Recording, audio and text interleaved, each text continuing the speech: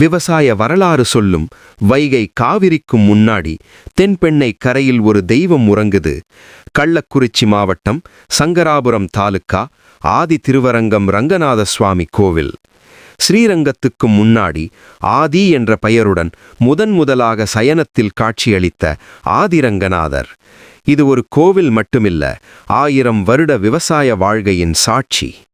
10 அடி நீளத்தில் அமைதியாக உறங்கும் ரங்கநாதர், அவர் மூச்சு போல சுற்றி ஓடுது தென்பெண்ணை ஆறு. 984ஆம் ஆண்டு கல்வெட்டுகள், 1210இல் வீர வல்லாளன் செய்த திருப்பணி, விஜயநகர அரசர்களின் வியக்க வைக்கும் கட்டிடக்கலை, 5 ஏக்கர் பரப்பில் உயர்ந்த கோபுரம், பாதுகாப்பு மதில்கள் மற்றும் காலத்தை கடந்து நிற்கும் பழமையான தானிய சேமிப்பு அமைப்பு. அன்னம் இருந்தால்தான் ஆலயம் இருக்கும், அதை உலகுக்கு சொல்லும் ஒரே விஷ்ணு ஆலயம் இது. ரங்கா ரங்கா. இன்று இந்த ஆலயம் ஏஎஸ்ஐ பாதுகாப்பில் தேசத்தின் பெருமையாக. இங்கே வந்தா மனம் அமைதியாகும், கண்ணீர் கூட பிரார்த்தனையா மாறும். உறங்கினாலும் உழைப்பவர்களை காக்கும் தெய்வம் ஆதி திருவரங்கம் ரங்கநாதர்.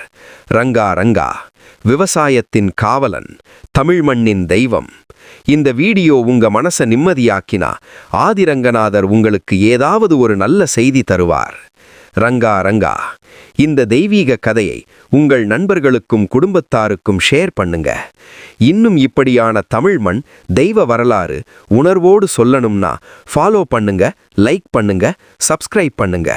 கமெண்ட்ஸ்ல ரங்கா ரங்கான்னு எழுதுங்க, அது ஒரு பிரார்த்தனை மாதிரி இருக்கும்.